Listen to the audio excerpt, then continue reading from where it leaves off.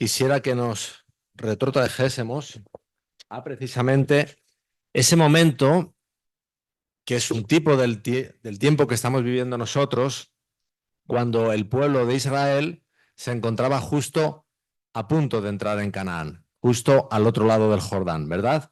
Y allí, cuando después de vagar 40 años por el desierto se dirige a ellos Moisés, vemos que les dice esto. A ver, no lo he encendido. Ahí. Dice esto en Deuteronomio 1:21. Mira, Jehová tu Dios te ha entregado la tierra, sube y toma posesión de ella, como Jehová, el Dios de tus padres, te ha dicho. No temas ni desmayes. Así que cuando están a punto de llegar a esa tierra de Canaán, que antes rememorábamos en el himno, Dios, por medio de Moisés, les recuerda que Dios les ha entregado esa tierra, que tienen que ir y tomarla, simple tomarla. Cruzan el Jordán. Antes de cruzar el Jordán, recordáis que muere Moisés. Y de nuevo Dios, en este caso por medio de Josué, el nuevo líder, les dice esto en Josué 1:2. Lo mismo, les dice lo mismo. Mi siervo Moisés ha muerto. Ahora pues, levántate y pasa este Jordán, tú y todo este pueblo, a la tierra que yo les doy, a los hijos de Israel. De nuevo les vuelvo a recordar lo que ya les había dicho. Dios entregaba esta tierra para que simplemente la tomaran. Y en Josué 1:5 dice, nadie te podrá hacer frente. En todos los días de tu vida, como estuve con Moisés, estaré contigo. No te dejaré ni te desampararé. Cruzan el Jordán, toman Jericó, caen los muros de Jericó y después recordáis que empieza a haber la asignación de los territorios. Hay 2,5 tribus que toman sus territorios al otro lado del Jordán. Rubén, media de Manasés, y no recuerdo cuál es la otra, pero los demás se reparten en los territorios y toman la primera parte de los territorios, pero luego empieza toda una labor de ocupar todo el territorio de una tierra que, repito, Dios les había entregado. Y encontramos esto ya en el libro de Jueces, cuando está siguiendo esa tarea. Dicen Jueces 1 del 17 al 19. Y fue Judá con su hermano Simeón. Judá y Simeón tenían un territorio anexo. Y derrotaron al cananeo que habitaba en Sefat y la asolaron y pusieron por nombre a la ciudad Orma. Tomó también Judá a Gaza con su territorio, Ascalón con su territorio y Ecrón con su territorio. Es decir, de los territorios asignados a Judá y a Simeón iban tomando partes según iban llegando a ellas. Y dice, y Jehová estaba con Judá, quien arrojó a los de las montañas. Y ahora dice, mas no pudo arrojar a los que habitaban en los llanos, los cuales tenían carros errados. Es decir, de esa tierra que Dios había prometido, fueron ocupando partes, pero una parte que a Judá y a Simeón se les resistió, aun cuando Dios había prometido que estaría con ellos y que simplemente les entregaba esa tierra. Vamos a seguir leyendo. Jueces 1 del 20 al 21 dice, y dieron Hebrón a Caleb. A Caleb le dieron un territorio propio, porque recordad que Caleb era uno de los únicos dos que sobrevivieron de los 40 años del desierto y entraron en la tierra de Canaán. El otro era Josué. Y dieron Hebrón a Caleb, como Moisés había dicho, y él arrojó de allí a los 3 hijos de Anac. Pero de nuevo hay alguien que se le resiste. Mas al Jebuseo que habitaba en Jerusalén no lo arrojaron los hijos de Benjamín. Y el Jebuseo habitó con los hijos de Benjamín en Jerusalén hasta hoy. Así que de nuevo, Caleb va ocupando el territorio que le fue asignado, pero hay una parte que se le resiste, en concreto los jebuseos que quedaban en Jerusalén. Y los jebuseos son los últimos en ser expulsados. Recordad, Ornán el jebuseo cuando llegó ya allí en tiempos de David. Vamos a seguir viendo. También la casa de José, bueno, aquí dice que hay uno que se le escapa, ¿vale? Vamos a ir pasando porque si no nos llevaría mucho tiempo. Pero la casa de José está compuesta de dos, Manasés y Efraín. Y vamos a ver lo que pasa allí. Jueces 1 del 27 al 28 dice, tampoco Manasés arrojó a los de Bet-Seán, ni a los de sus aldeas, ni a los de Taanac y sus aldeas, ni a los de Dor y sus aldeas, ni a los habitantes de Ibleam y sus aldeas, ni a los que habitan en Megiddo y en sus aldeas. Y el cananeo persistía en habitar en aquella tierra. Pero cuando Israel se sintió fuerte, hizo al cananeo tributario, mas no lo arrojó. Es decir, José empieza a tomar unos territorios, pero a Manasés, la tribu de uno de sus hijos, hay partes que se le resisten. Y repito que Dios había prometido que les entregaba toda la tierra. ¿Hay algo que está fallando en las promesas de Dios? ¿Qué os parece?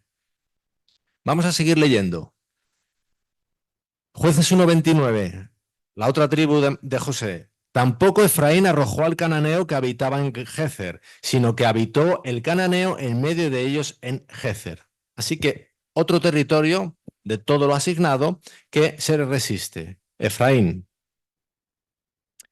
Jueces 1:30. Tampoco Zabulón arrojó a los que habitaban en Quitrón, ni a los que habitaban en Naalal, sino que el cananeo habitó en medio de él y le fue tributario. Le fue tributario, pero no lo arrojaron. Veis que va recorriendo prácticamente todas las tribus. Con todas las tribus hay un problema común. Arrojan en parte al pueblo, toman parte del territorio, pero hay una parte que no la consiguen expulsar, en contra de lo que Dios había prometido. Jueces 1:31-32. Tampoco Aser arrojó a los que habitaban en Aco, ni a los que habitaban en Sidón, en Ahlab, en Akzib, en Elba, en Afec y en Rehob. Y moró Aser entre los cananeos que habitaban en la tierra, pues no los arrojó. Y la última tribu que recorre el libro de Jueces, diciendo esto mismo, es Neftalí. Dice, Jueces 1:33, tampoco Neftalí arrojó a los que habitaban en... No sé si es posible mover un poco la pantalla, porque hay una parte que se sale de la... ¿Eh? No, no se puede ahora. Bueno, en Betel me imagino que pone, o Bet-Semes, ni a los que habitaban en Bet-Anat, sino que moró entre los cananeos que habitaban en la tierra. Mas le fueron tributarios los moradores de Bet-Semes y los moradores de Bet-Anat. Bueno, entonces veis que Dios ha prometido que les entregaba la tierra, ellos empiezan a tomar la tierra, pero hay una parte que se les resiste. Es como si hubiese fallado algo en la promesa de Dios. Ahora, como os decía, nos hemos retrotraído a estos tiempos hace unos 3000 años, porque esto es todo un tipo de lo que estamos ahora viviendo nosotros. De nosotros que estamos a punto de llegar a Canaán, ¿verdad? Porque pensamos todos que estamos a punto de llegar a Canaán, ¿verdad? Ahora, ¿qué mensaje hay aquí para nosotros, verdad? Porque nosotros no estamos gorreando, no estamos tomando territorios, ¿verdad? ¿Qué mensaje hay aquí para nosotros? Desde luego hay un mensaje, ¿verdad? Porque fijaros lo que el apóstol Pablo, rememorando lo que hizo el antiguo Israel cuando salió de Egipto hasta que fue a tomar todo Canaán, fijaros lo que nos recuerda.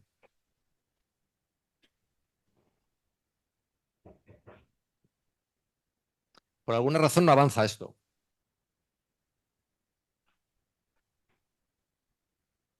Vale. Primera de Corintios 10:11 dice, y estas cosas les acontecieron como ejemplo, y están escritas para amonestarnos a nosotros, a quienes han alcanzado los fines de los siglos. Esto lo dice Pablo en el capítulo 10 de su primera carta a los Corintios, justo después de haber estado recordando al pueblo de Israel que había salido de allí de Egipto y estaba vagando por el desierto hasta que toma Canaán. Dice, todo esto es un ejemplo para nosotros, pero como antes decía, nosotros no estamos guerreando, ¿verdad? Nosotros no estamos en guerra, no somos militares, ¿verdad? ¿Qué mensaje crees que hay aquí para nosotros, verdad? Ellos estaban intentando tomar un territorio que Dios les había prometido, pero se encuentran con dificultades para tomar parte del territorio. Hay una parte que la han tomado, pero otros se les resiste. Ahora, efectivamente nosotros no estamos en guerra, pero también Pablo nos recuerda en Efesios 6:16, 6:12 el qué. Porque no tenemos lucha, nosotros no tenemos lucha militar como ellos, pero tenemos otra lucha, ¿verdad?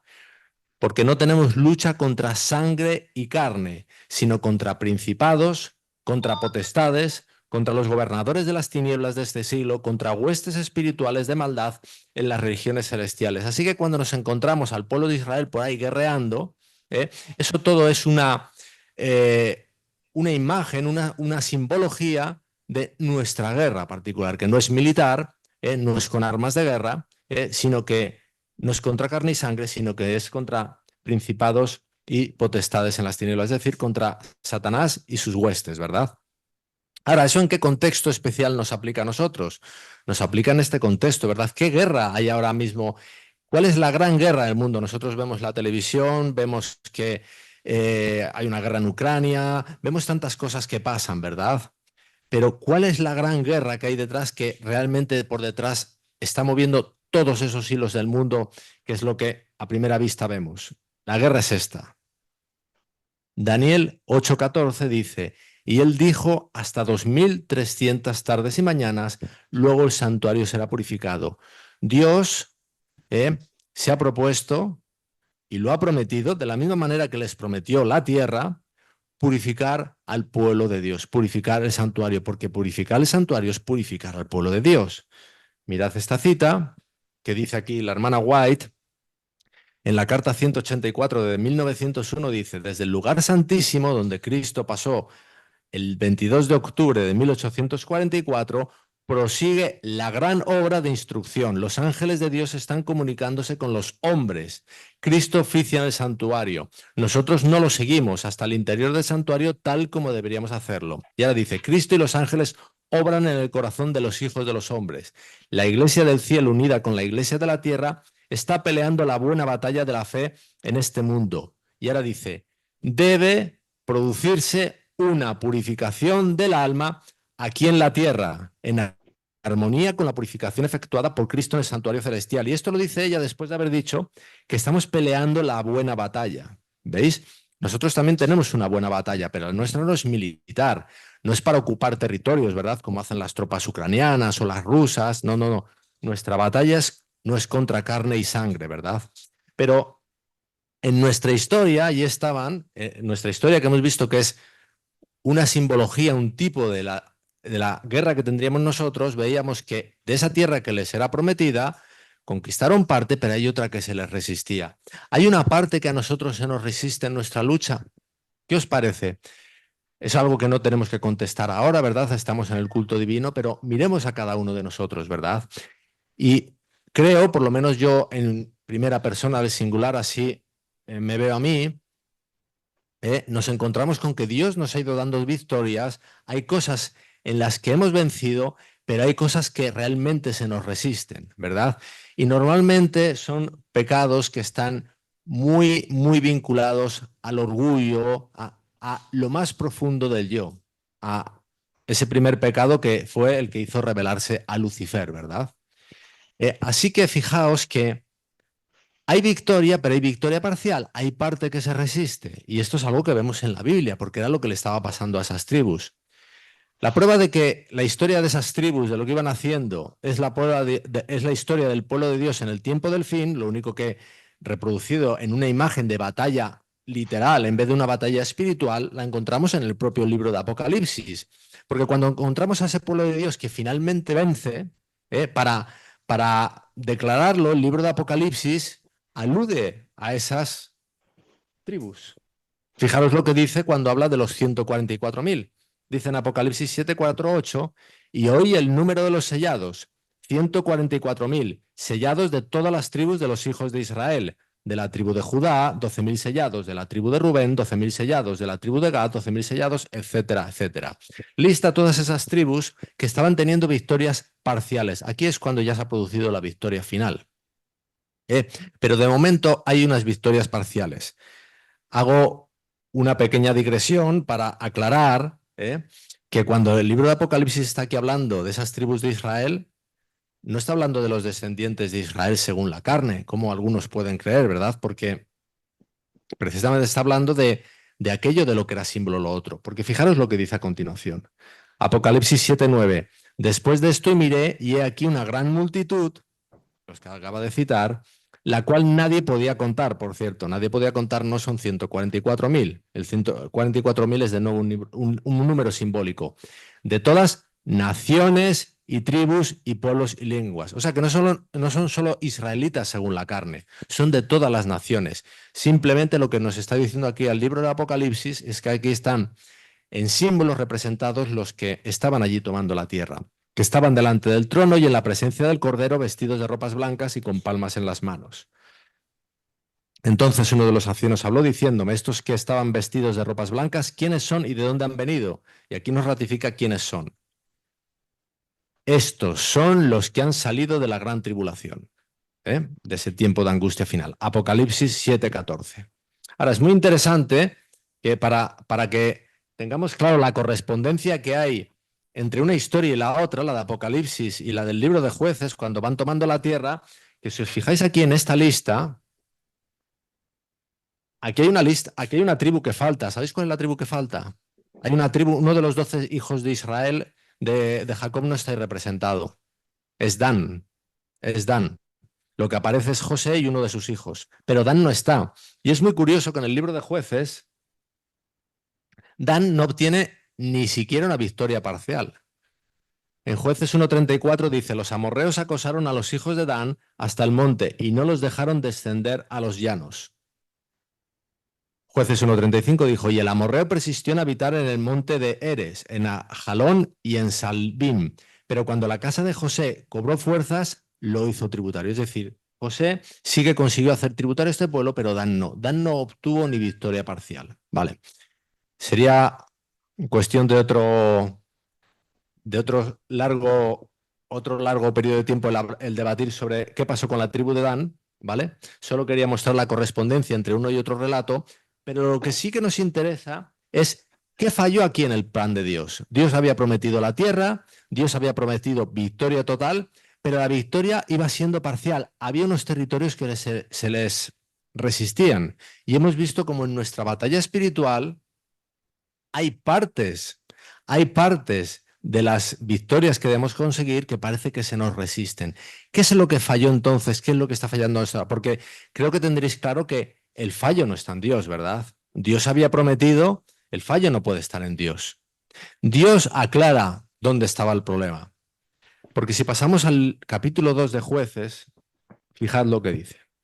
Jueces 2:1-2 dice, el ángel de Jehová subió de Gilgal a Boquim y dijo, yo os saqué de Egipto y os introduje en la tierra de la cual había jurado a vuestros padres diciendo, no invalidaré jamás mi pacto con vosotros, con tal que vosotros no hagáis pacto con los moradores de esta tierra, cuyos altares habéis de derribar, mas vosotros no habéis atendido a mi voz. ¿Por qué habéis hecho esto? Es decir, aquí vemos dos pactos en juego. Dios ha hecho un pacto con ellos, el pacto incluía, entre otras cosas, entregarles la tierra, dice, esto se va a cumplir con tal que vosotros no hagáis otro pacto, ¿vale? Con tal que vosotros no hagáis pacto con los moradores de esta tierra. Dice, mas vosotros no habéis atendido a mi voz. Y a continuación dice las consecuencias de lo que han hecho. Por tanto, yo también digo, no los echaré de delante de vosotros, sino que serán azotes para vuestros costados y sus dioses os serán tropezadero. Es decir, esas tribus que se resistían allí en la toma de los territorios era la consecuencia de que ellos se habían apartado del pacto de Dios y habían hecho otro pacto. Hago aquí de nuevo una pequeña digresión, un pequeño paréntesis, seguiremos con el relato, pero en otro sitio de la Biblia, hablando también de los tiempos finales, vemos como el profeta en cuestión, que es Ezequiel, de nuevo hace mención a dos pactos. Uno, el pacto de Dios, Dios lo llama mi pacto, y otro al que se refiere de otra manera. Ezequiel 16:60 dice, antes yo tendré memoria de mi pacto. Mi pacto dice así porque es Dios el que promete. Como veíamos al principio que Dios prometió la tierra, simplemente se la prometió. No había una promesa condicionada, simplemente tómala, te la entrego, es tuya. Que concerté contigo en los días de tu juventud y estableceré contigo un pacto sempieterno. Dice el 61. Y te acordarás de tus caminos y te avergonzarás. Es decir, ¿qué está diciendo aquí Dios? Te voy a llevar al arrepentimiento. Te voy a llevar al arrepentimiento total.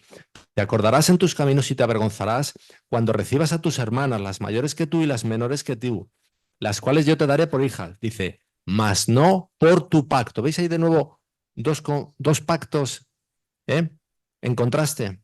Dios dice que lo va a hacer por el pacto de Dios, no por el pacto de su pueblo. Luego veremos un poco más de esto, aunque creo que es algo de lo que hemos hablado bastante.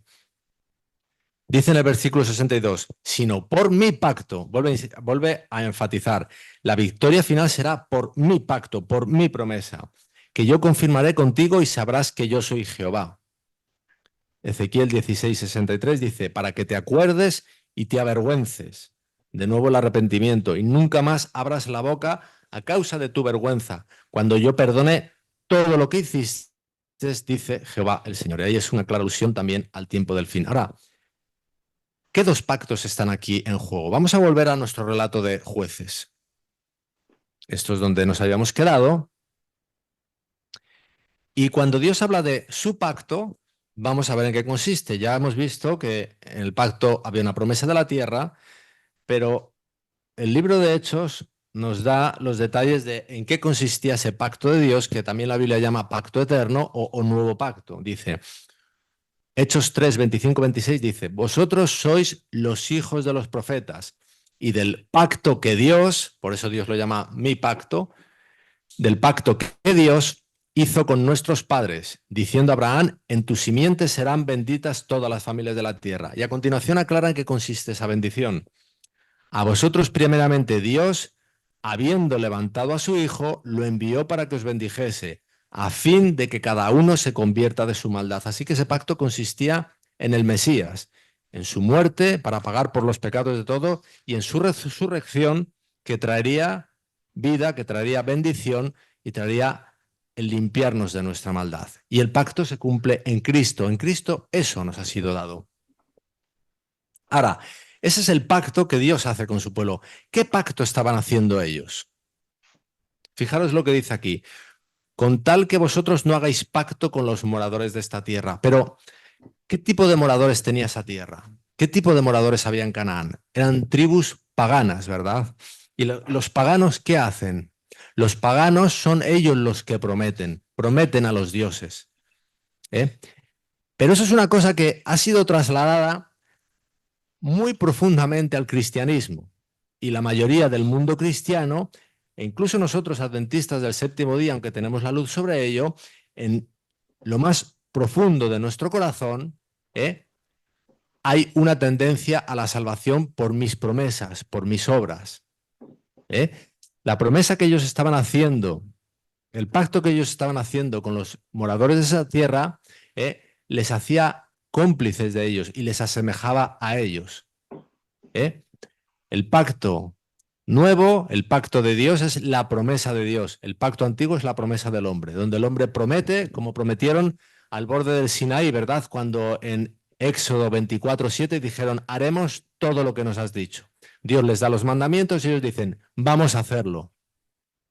Y poco después estaban incumpliendo porque en el ser humano no hay ninguna capacidad por nosotros mismos de cumplir la ley de Dios, ¿verdad? Así que parece ser que la Biblia nos dice que esa dificultad que tenemos en alcanzar nuestra victoria, no en nuestras guerras militares, porque no las tenemos, sino nuestra guerra espiritual, tiene que ver con eso. Tiene que ver con nuestra entrega, nuestra adhesión a la promesa de Dios o nuestro intento de hacerlo por nosotros mismos. Fijaos que aquí en Jueces 2, del 1 al 2, dice, mas vosotros no habéis atendido a mi voz. A lo mejor os habéis encontrado con traducciones de la Biblia que aquí en vez de atendido ponen obedecido o algo así. Vamos a intentar ver qué quiere decir realmente en hebreo lo que pone ahí cuando dice no habéis atendido a mi voz. Mirad, ahí lo que aparece es esta palabra en hebrea, algo así como shamoth, bueno, no sé pronunciar eso, pero bueno, el infinitivo de ese verbo es el verbo shamar. Vamos a ver algún otro sitio donde aparece el verbo shamar en hebreo en el Antiguo Testamento. Vamos a ver este versículo, Levítico 26, 21. Si anduvieres conmigo en oposición y no me quisieres oír, pues ese oír es el mismo verbo. En otro tiempo, en otra conjugación, pero es el mismo verbo, es shamar. Así que Dios lo que nos pide es que le oigamos, simplemente que lo oigamos. ¿Pensáis que oímos a una persona cuando él nos está prometiendo algo y nosotros prometemos luego hacerlo? ¿Pensáis que le hemos oído realmente? No, no le hemos oído. Y corremos el riesgo de pensar que estamos entendiendo a Dios cuando a lo mejor ni siquiera le hemos oído, le hemos escuchado. Os quiero mostrar, para que no quede dudas, otro versículo de la Biblia donde aparece el mismo verbo. Deuteronomio 23:5. Mas no quiso Jehová tu Dios oír a Balaam. Está rememorando Moisés, allí también antes de Canaán, la historia con Balaam y dice, no quiso oír a Balaam. ¿Os imagináis qué verbo es ese oír en hebreo? es el mismo.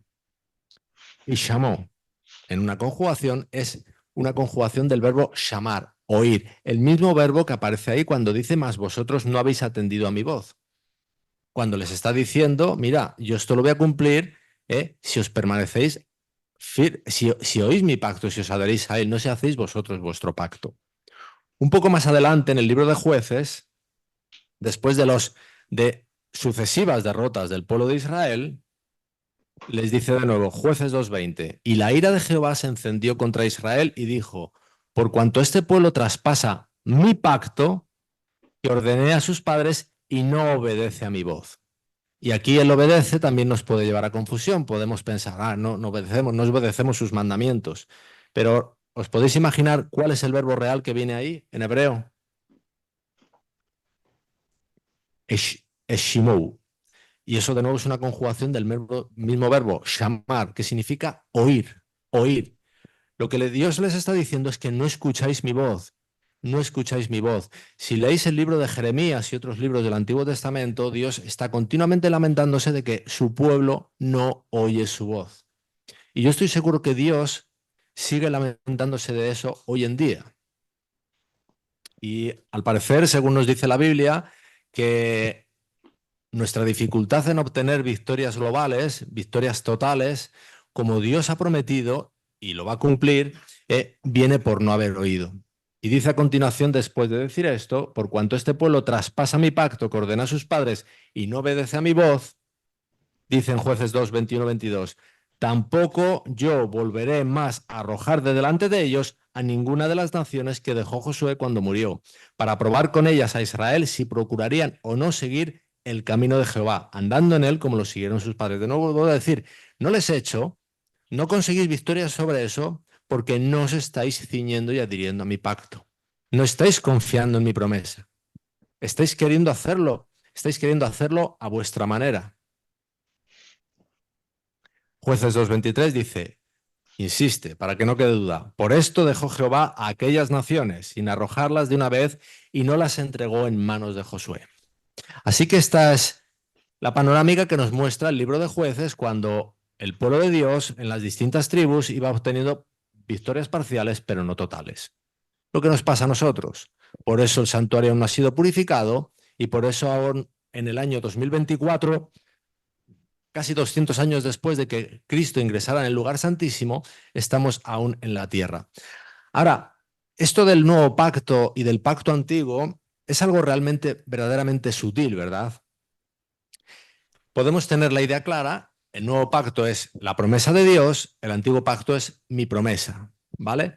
Y a lo mejor yo en mi mente tengo bien claro que realmente yo ya no estoy prometiendo nada a Dios, yo ya no le prometo hacer esto o aquello, sino que yo simplemente confío en su promesa y no se me ocurre explícitamente decirle nada a Dios. Pero esto es algo que en nuestro comportamiento puede ir bien profundo, ¿verdad? Entonces yo os quiero mostrar en la Biblia, para mí, un claro exponente de alguien que se ciñó a pies juntillas al pacto de Dios, al nuevo pacto. Y luego mostraré a alguien que creo que claramente se separó del nuevo pacto. Vamos a empezar con el primero, alguien que se ciñó claramente al pacto de Dios. Y ese que yo he elegido para esto es David. Vamos a verlo. Recordáis que el primer rey que tiene Israel es Saúl. Saúl rápidamente es desechado y Dios le dice a Samuel, al profeta de la época, que vaya a la casa de Isaí porque hay uno de ellos que va a ser el que él tiene elegido para rey y le unge. Primera de Samuel 16:13 dice, y Samuel tomó el cuerno del aceite y lo ungió en medio de sus hermanos. Y desde aquel día en adelante el Espíritu de Jehová vino sobre David. Se levantó luego Samuel y se volvió a Ramá. Así que ahí Dios prepara a David para ser rey. Es ungido y se derrama el Espíritu Santo sobre él. Ahora bien, me tomé la molestia esta semana de mirar en el Patriarcas y Profetas. Disculpad. Y la hermana White dice claramente que cuando la Biblia no dice nada, pero ella lo precisa. Cuando Samuel va a casa de Isaí, él hace el ungimiento, él ve primero a los anteriores hermanos y finalmente unge a David, pero Samuel no explicita claramente qué intenciones tiene, no explicita para qué es el ungimiento. Entonces nos puede quedar la duda de si David realmente sabía lo que Dios había prometido para él. Pero si vamos leyendo el relato posterior, vamos a ir viendo que David tenía conciencia clara, David y otros muchos, lo vamos a ver, de que el reino era para él. Mirad lo que se dice aquí en el capítulo 20. Está hablando Saúl con Jonatán. Saúl ya ha empezado a desvariar y dice, 1 Samuel 20 del 30 al 31, dice, entonces se encendió la ira de Saúl contra Jonatán, que recordáis era su hijo, y le dijo, hijo de la perversa y rebelde, ¿acaso no sé yo que tú has elegido al hijo de Isaí para confusión tuya y para confusión de la vergüenza de tu madre? Y ahora le dice, porque todo el tiempo que el hijo de Isaí, David, viviere sobre la tierra, ni tú estarás firme, ni tu reino. Envía pues ahora y tráemelo porque ha de morir. En otras palabras está diciendo, mira, tú te estás adhiriendo a David, pero por adherirte a David, el reino, vas a causar que el reino, en vez de ser para ti, como teóricamente le correspondía como heredero, como hijo, va a ser para él. Es decir, Saúl está aquí explicitando que el futuro rey había gran peligro de que fuese David. Peligros según su manera de pensar. En el capítulo 23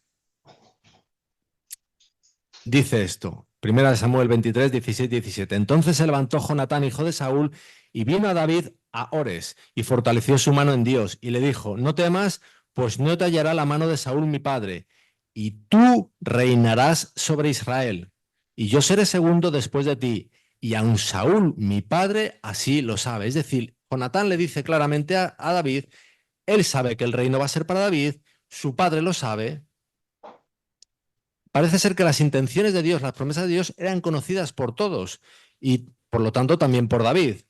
Pero vamos a seguir viendo porque está por todos los lados. Aquí es el propio Saúl el que le habla a David. En el capítulo 24, versículos 20 al 21 dice, y ahora, como yo entiendo que tú has de reinar, le está hablando Saúl a David, como yo entiendo que tú has de reinar y que el reino de Israel ha de ser en tu mano firme y estable, júrame pues ahora por Jehová que no destruirás mi descendencia después de mí ni borrarás mi nombre de la casa de mi padre. Él está asumiendo que eso va a suceder y lo está asumiendo porque es que lo ha dicho Dios. Recordad que Dios, luego lo vamos a ver, Dios ya a Saúl le había dicho que le apartaba del reinado y que iba a poner a otro. Él sabía que el prometido era David.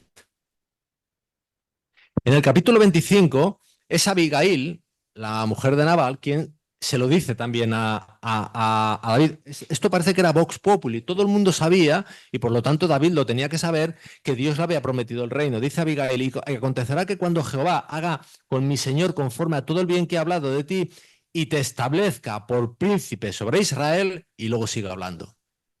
Abigail está dando por sentado que a David, Dios dice, cuando Jehová haga con mi Señor conforme a todo el bien que ha hablado de ti, al que ha prometido, y le establezca por príncipe de Israel. Abigail dice, Dios lo ha dicho, Dios lo va a cumplir. Tú vas a ser el rey de Israel. Y lo está escuchando David.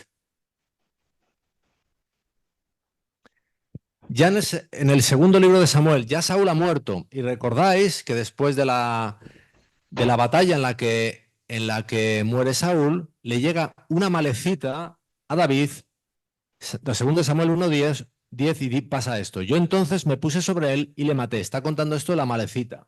Está hablando de Saúl. Porque sabía que no podía vivir después de su caída. Y tomé la corona que tenía en su cabeza, la de Saúl, la corona de rey, y la argolla que traía en su brazo, y las he traído aquí a mi señor. Es decir, le está diciendo, te traigo la corona. ¿Por qué? Porque esta malecita también sabía que el siguiente rey iba a ser David. Y aquí, antes también de la coronación de David, Abner le dice en 2 Samuel 3, 9, 10, que recordamos que era el general de las tropas de Saúl y luego lo fue de David, dice, así haga Dios a Abner y aún le añada, está hablando el propio Abner. Si, como ha jurado Jehová a David, está diciendo que se lo ha jurado Jehová a David, no haga yo así con él, trasladando el reino de la casa de Saúl, es lo que Abner dice que Dios ha jurado, que traslada el reino de la casa de Saúl y confirmando el trono de David sobre Israel y sobre Judá, desde Dan hasta Beerseba. Es decir, ¿sabía todo el mundo que el siguiente rey era David. ¿Sabía todo el mundo que lo había prometido Dios? ¿Lo sabía David? Sí, ¿verdad? Ahora, David, conociendo esta promesa, ¿cómo actuó? Vamos a ver una de las actuaciones cómo actuó. Recordaréis que David, ante esta sospecha de Saúl de que el siguiente rey, el que le iba a usurpar era él, se enciende toda la ira de Saúl contra David. Y hay un momento dado donde David tiene la oportunidad de deshacerse de Saúl. Primera de Samuel 24:4 dice: Entonces los hombres de David le dijeron: He aquí el día que te dijo Jehová, he aquí que te entrego a tu enemigo en tu mano y harás con él como te pareciere. Saúl estaba durmiendo y los colaboradores de David le dicen: Mira, aquí tienes la oportunidad. Y le dicen: Este es el día que te dijo Jehová. ¿Pensáis que será el día que le dijo Jehová? Lo que le estaban proponiendo es que él matara a Saúl y él tomara el reino. Recordemos que David sabía lo que le había prometido Dios. ¿Pensáis que era fácil, humanamente, era fácil pensar que ese efectivamente era el día del cumplimiento de la promesa de Dios? Es fácil pensarlo, ¿verdad? Dice: mira, aquí le tengo, me lo puedo cargar. Pero David no obró en absoluto de esa manera. Eso habrían sido sus medios. Y recordamos aquí las historias de, por ejemplo, de Jacob y de Abraham, ¿verdad? Jacob y Abraham les hicieron promesas, ¿verdad? Por ejemplo, le prometieron un descendiente. ¿Y Abraham qué hizo? Abraham tomó a la esclava y pensando: bueno, pues yo lo voy a hacer así, a mi manera. Pero la descendencia se la había prometido en Sara, a pesar de que era estéril. A Jacob le prometieron la primogenitura, se la prometió Dios. Y él intentó obrar, e intentó hacer unas maquinaciones ahí, ¿verdad?, para ganar la primogenitura, pero eso no era la obra de Dios, era la suya. Eso era su pacto. David en ningún momento osó hacer nada para que se cumpliera la promesa. Dice en el versículo 6, y dijo a sus hombres: Jehová me guarde de hacer tal cosa contra mi señor. El ungido de Jehová. Le llama a Saúl el ungido de Jehová, porque lo había ungido Jehová. Dios le había puesto ahí como rey. Que yo extienda mi mano contra él, porque es el ungido de Jehová. Fijaros en la tentación que sería pensar que este es el momento en el que Dios ha cumplido la promesa para mí. Y fijaros la tentación que sería cuando además llevaba tiempo donde estaba siendo hostigado y amenazado de muerte por Saúl. La tentación debió ser muy fuerte, pero David resistió a la promesa, a la tentación de intentar alcanzar la promesa por sus propios medios. Y en el versículo 7 dice: Así reprimió David a sus hombres con palabras, y no les permitió que se levantasen contra Saúl. Y Saúl, saliendo de la cueva, siguió su camino. Pero vamos un poco más tarde, y en el capítulo 26 se repite una ocasión parecida. De nuevo, David tiene la oportunidad de seguir su justicia propia, deshacerse de Saúl y tomar el reino que Dios le ha prometido. En 1 Samuel 26:8 dice: Entonces dijo Abisai a David. Abisai era su general antes de que lo fuera Abner, ya muerto Saúl. Hoy ha entregado Dios a tu enemigo en tu mano. ¿Pensáis que estas palabras de Abisai eran según ciencia? ¿Dios había entregado su mano ahí? Bueno, la verdad es que lo había puesto a su disposición, pero ¿pensáis que era el modo en el que Dios tenía diseñado llevar el reino a David? O más bien estaba probando su fe, esa fe de la que hablábamos hoy en la escuela sabática.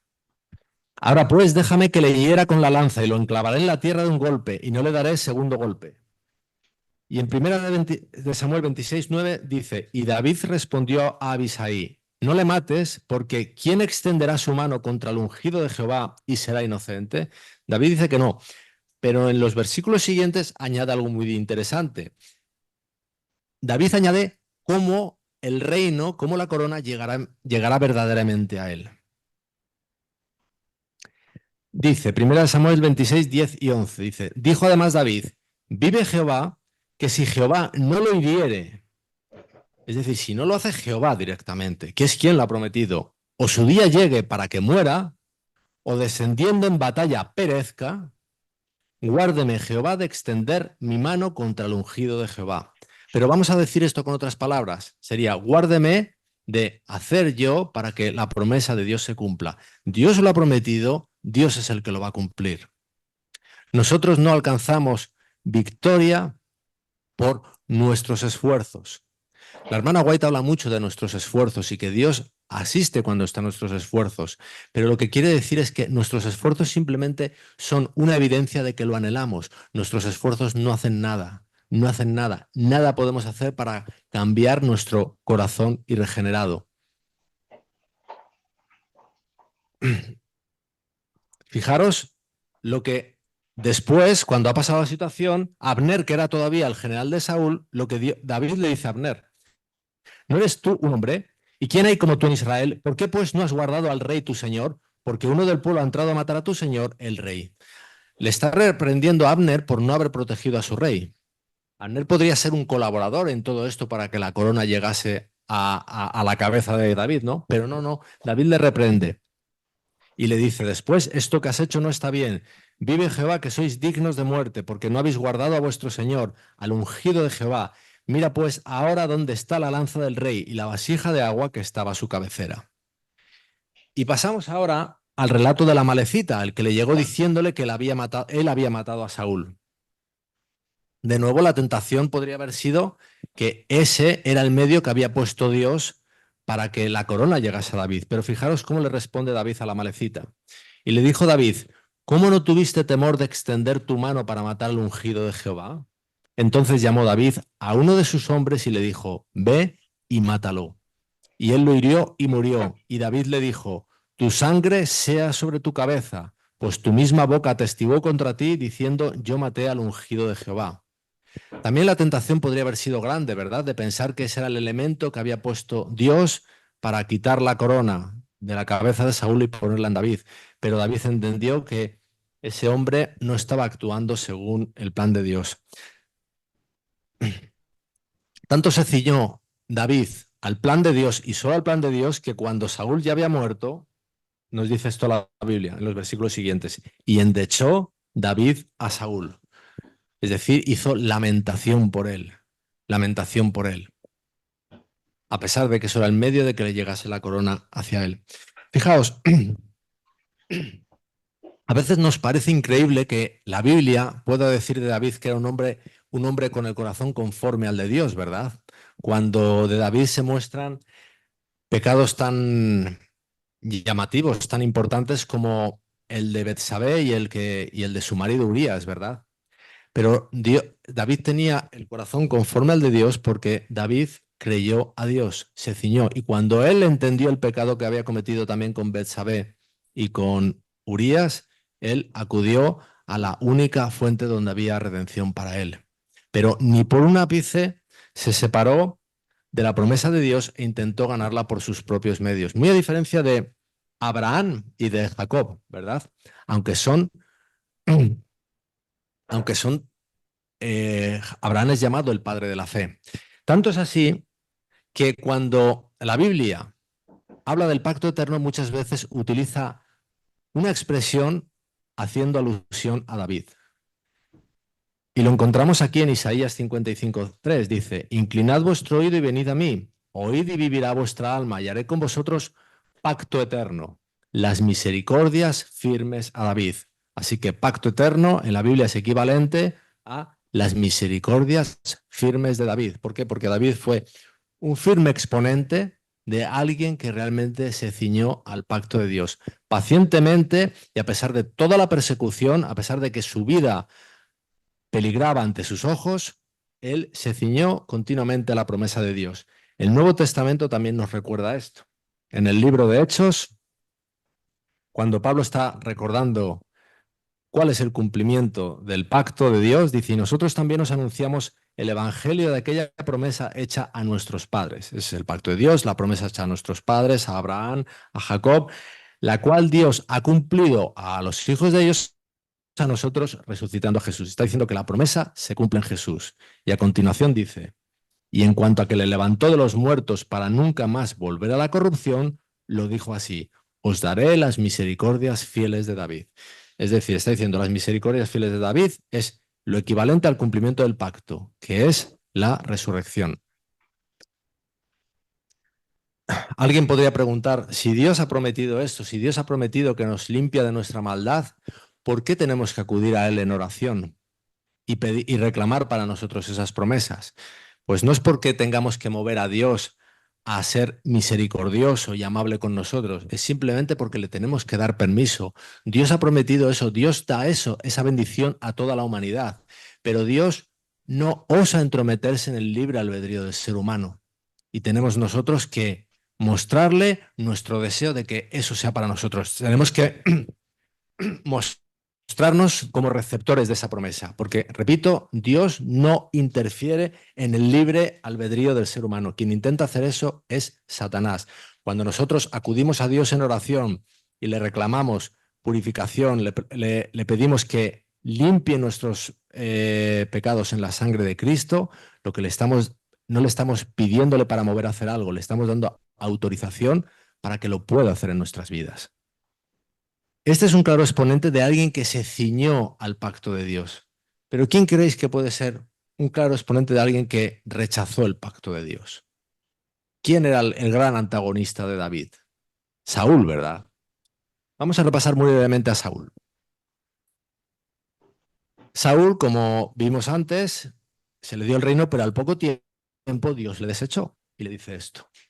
Primera de Samuel 15:26. Y Samuel respondió a Saúl: no volveré contigo porque desechaste la palabra de Jehová.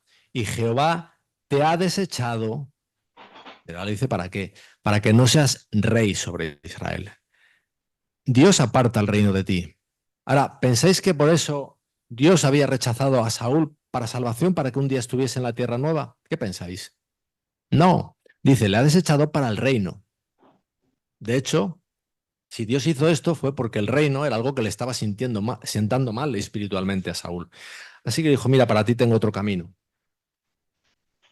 El versículo 27 dice, y volviéndose Samuel para irse, él se asió de la punta de su manto y éste se rasgó. Entonces Samuel le dijo, Jehová ha rasgado hoy de ti el reino de Israel. Fijaros que dice hoy, lo ha apartado ya de ti, lo ha apartado de ti. Dice, y lo ha dado, tiempo pasado, lo ha dado ya a un prójimo tuyo mejor que tú, porque en la mente de Dios ya estaba David, y así se lo transmitió a Samuel como antes hemos visto. Por si no queda duda, la Biblia dice a continuación, 1 Samuel 15:29, además, el que es la gloria de Israel no mentirá ni se arrepentirá, porque no es hombre para que se arrepienta. ¿Creéis que le dejó claro Dios a Saúl que el reino ya no era para él? Se lo dejó claro, ¿verdad? Le dejó clara su voluntad. Dios a veces que nos dice cosas que no son nada agradables para nosotros. Nos lleva por caminos que son bien desagradables. Yo entiendo que para un rey tiene que ser muy desagradable que le quiten su reinado, ¿verdad? Estar acostumbrado a la gloria, a que te den gloria, a que te den honor los hombres y te lo quiten, tiene que ser desagradable, ¿verdad? Pero fue Dios quien lo hizo. ¿Creéis que Saúl confió de buen grado en el amor de Dios y en que el camino nuevo que tenía para él era el de Dios o se resistió? Se resistió, ¿verdad? Porque cuando David venía de derrotar a Goliat, sucedió esto. 1 Samuel 18, 6 y 7. Aconteció que cuando volvían ellos, cuando David volvió de matar al filisteo, salieron las mujeres de todas las ciudades de Israel cantando y danzando para recibir al rey Saúl, con panderos, con cánticos de alegría y con instrumentos de música. Y cantaban las mujeres que danzaban y decían, Saúl hirió a sus miles y David a sus 10.000. Es decir, estaban en otras palabras diciendo, David es mucho más capaz que Saúl. ¿Y qué creéis que le pasó a Saúl, verdad? Le hervía la sangre. Porque dice a continuación la Biblia, y se enojó Saúl en gran manera, y le desagradó este dicho y dijo, a David dieron 10.000 y a mí 1.000, no le falta más que el reino. Y desde aquel día Saúl no miró con buenos ojos a David. Pero ¿pensáis que el problema de Saúl era solo con David o era con alguien más? Era con Dios, porque Dios ya le estaba mostrando claramente quién iba a ser el siguiente rey.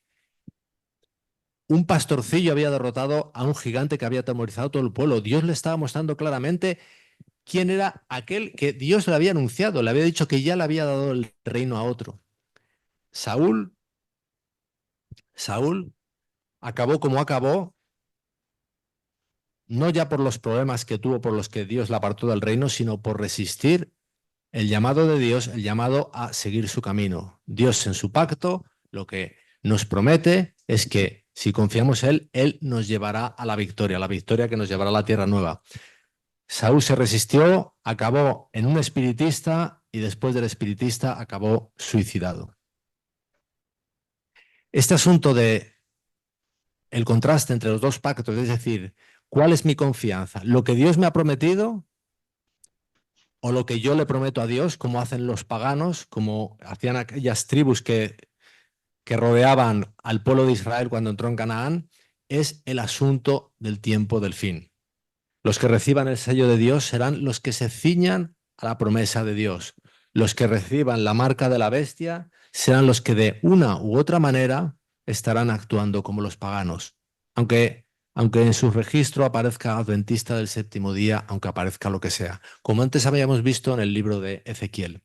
El asunto es tan importante, y vamos a ver otro sitio donde, hablando del tiempo del fin, se habla de este contraste. Fijaos, es ya la última diapositiva. Hemos visto que lo que pasaba a la entrada de Canaán prefigura lo que pasa a la entrada del Canaán, de la Canaán celestial, el tiempo del fin. Pero también prefigurando el tiempo del fin está lo que hizo el profeta Elías, ¿verdad? Porque se habla que nosotros seremos el nuevo Elías. Pues bien, allí, en esos tiempos de Elías, cuando estaba contendiendo con los profetas de Baal, dice en Primera Reyes 19-18, le está diciendo Dios a Elías, y yo he hecho que queden en Israel 7.000, cuyas rodillas no se doblarán ante Baal y cuyas bocas no lo besaron. Es decir, habla de dos grupos, unos que no se arrodillan ante Baal, 7.000, porque Elías pensaba que se había quedado solo y dice, no, no, hay 7.000, pero los 7.000 no han doblado las rodillas ante Baal, el resto sí, 7.000 no, el resto sí. Ahora, ¿pensáis que para doblar las rodillas ante Baal hay que hacerlo físicamente? Hay que coger aquí una imagen de Baal, arrodillarme. Pues vamos a ver lo que dice el texto, porque esto lo dijo Dios en respuesta a algo que le dijo Elías. Pero lo que le dijo Elías, le dijo lo mismo con otras palabras. En 4 versículos antes dice, él respondió, he sentido un vivo celo por Jehová, Dios de los ejércitos, porque los hijos de Israel han dejado tu pacto, han derribado tus altares y han matado a espada a tus profetas. Y yo he quedado solo, él pensaba que está solo, y me buscan para quitarme la vida. Es decir, él pensaba que está solo, Dios le dice que había 7.000. Pero Dios le dice que no han, 7.000 que no han doblado rodilla. Él, para referirse a eso mismo, lo que dicen es que no han dejado tu pacto.